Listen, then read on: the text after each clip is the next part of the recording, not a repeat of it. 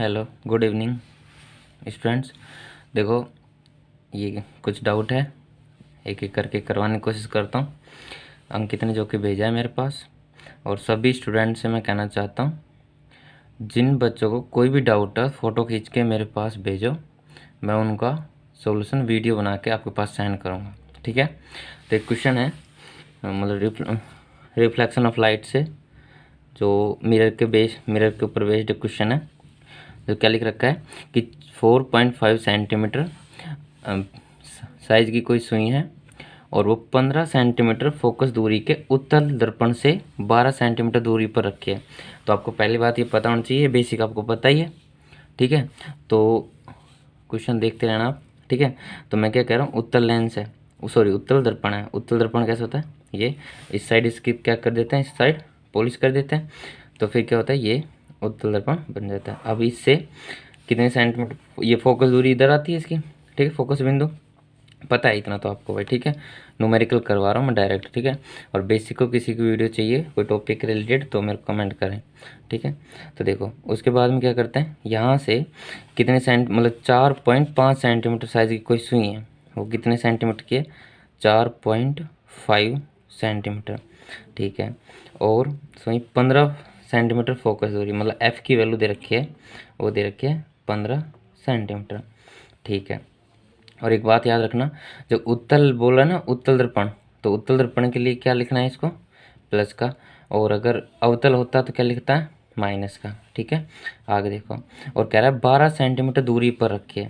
12 centimetre दूरी पर रखी है, तो आपको पता है इस साइड रखी होगी, क्योंकि ये मतलब इसको यहाँ से देखेंगे तो 12 सेंटीमीटर दूरी पर रखी है, तो यहाँ से यहाँ तक जो डिस्टेंस दे रखी है वो दे रखी है 12 सेंटीमीटर। तो मैंने ये माना यू जो होता है, अगर बोले तो यू इज इक्वल टू, मतलब जितना, मतलब इसको बोलते हैं ऑब्जेक्ट की डिस्टेंस, बोले तो बीम की दूरी कितनी देखिए 12 सेंटीमीटर। और मिरर से इस साइड की जो मेजर की जाती है लेंथ, वो कैसी हो जाती है, माइनस, और इस साइड में क्या हो जाती है, प्लस की, ठीक है। एफ की वैल्यू दे रखी है आपके पास, यू की वैल्यू दे रखी है। अब इस आपको मिरर फॉर्मूला पता है क्या होता है, 1/f इज इक्वल टू 1/, में u प्लस में 1/v होता है, ठीक है। क्वेश्चन आपको समझ में आ गया होगा। तो ये आपको इसमें इसकी पोजीशन बतानी है, और आवर्धन बोले तो इसकी स्थिति और मैग्नीफिकेशन बताना है, ठीक है। वो हम देखते हैं कैसे होता है। अब देखो आगे, मैं डायरेक्ट अब आपको क्वेश्चन आपने पढ़ ही लिया होगा, क्या क्या क्या करना है। देखो 1/f is equal to, F की वैल्यू दे रखी है 15, 1/15 is equal to U is equal to 1/, minus का 12 प्लस 1/, में v। देखो एलसीएम वगैरह नहीं आता, आराम से देखना स्टूडेंट, ठीक है। खासकर कमज़ोर स्टूडेंट के लिए, जिसको भाई बायोलॉजी वालों के लिए, मैं नहीं मानता सब कमज़ोर होते हैं, लेकिन कुछ के लिए, ठीक है। देखो 1/, में v इज इक्वल टू, ये 1/, में 12 माइनस का 12 इधर जाएगा, तो मतलब कि ये 1/, में जो 12 है, सॉरी ये इधर चला जाएगा, क्या हो जाएगा, प्लस का, तो 1/15 प्लस में कितना हो जाएगा, 1/12। तो आप एक काम करना, यहाँ पे एलसीएम 15 और 12 का क्या आएगा, 15 गुना 12। तो एक काम करना, डायरेक्ट ऐसे कर देना, एलसीएम लेके मत देखना डायरेक्ट। अब 15 से 15 कट गया, बचा 12, 12 एकम 12 प्लस 12 से 12, 15 एकम 15, ठीक है। और ये क्या आ गया इधर, इधर 15 और 12 कितना हो गया, 27 बटे में, ऐसा कर लो 15 गुना 12, काट लो इसको, 3 चौके 12, 3 9 में 27, 3 तिया 9 और 3 पंजे 15, तो कितना आ गया 3/, और यह आ गया 5 चौके 20, ठीक है। अब आपको निकालना क्या है, ये तो 1/v की वैल्यू आई है, तो अपन को निकालना है v की वैल्यू क्या आएगी, 20/3। तो अब बताओ, 3 छिंगे 18, फिर भाग आता ही होगा भाई, 3 छिंगे 18, फिर दोबारा तो आएगा, फिर 3 छिंगे 18, और फिर 6 होता चला जाएगा, ऐसे ऐसे, क्योंकि लेकिन इसको ऐसे राउंडिंग ऑफ में बोले पूर्णांकित कर देंगे ना इसको 6 पॉइंट में। इस अगली संख्या अगर 6 से मतलब 5 से बड़ी है तो इसको बढ़ा देते हैं, तो कितना हो जाएगा 6.67, और ये किस में दे रखी है सब वैल्यू, सेंटीमीटर में।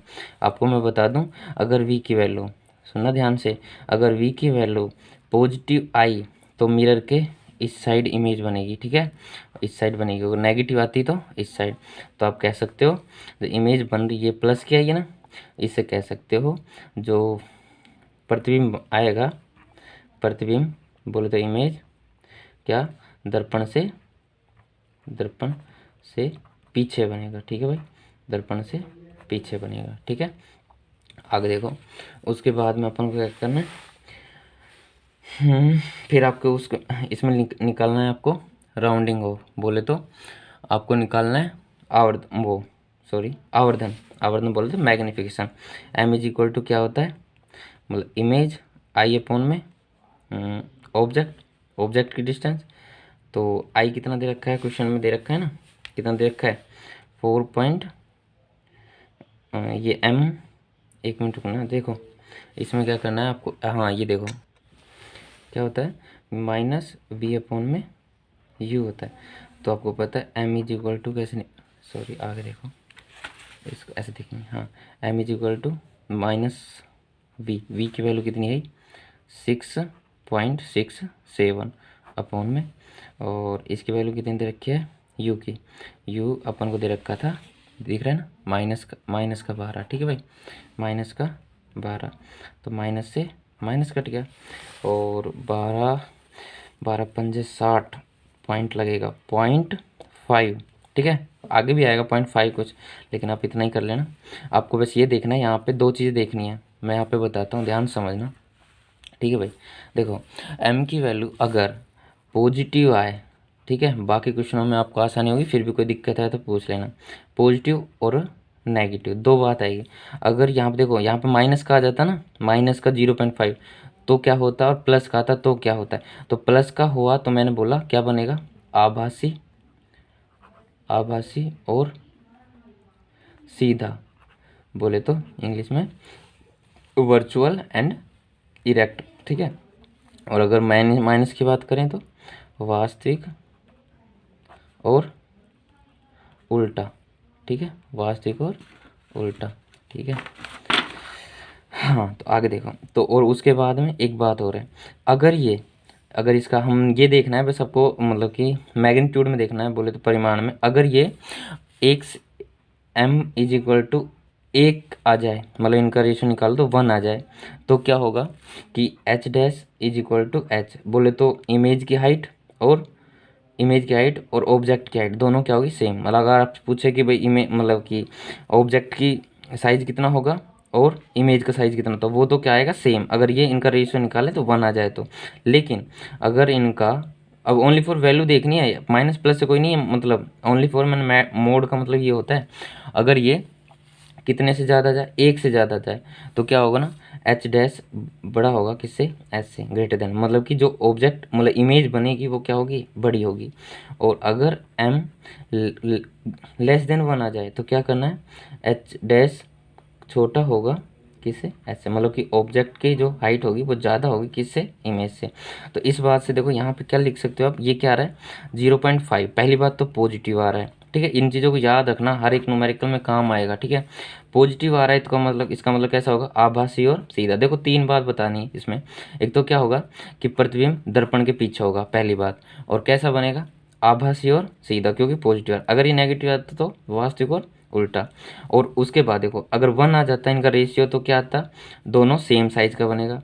और अगर ये 1 से ज़्यादा आ जाता जी, लेकिन ये 1 से क्या है कम, क्योंकि 0.5 आया ना, 0.5, अगर ऐसा होता 1.5 2.5 तो 1 से क्या होगा ज़्यादा हो गया, ज़्यादा हो जाता तो क्या करते, ये इमेज की साइज बड़ी हो जाती। लेकिन ये क्या लिख रहा है, ये 1 से क्या है कम है, 1 से कम वाली में क्या करना है, ये height of image less than है किससे, हाइट ऑफ ऑब्जेक्ट से, ठीक है।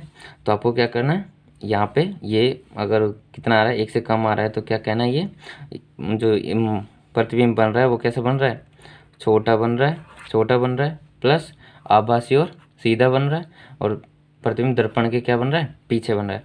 और एक बात और पूछिए इसमें, ध्यान समझना, क्या होता है जब सुई को दर्पण से दूर ले जाते हैं, तो वर्णन कीजिए।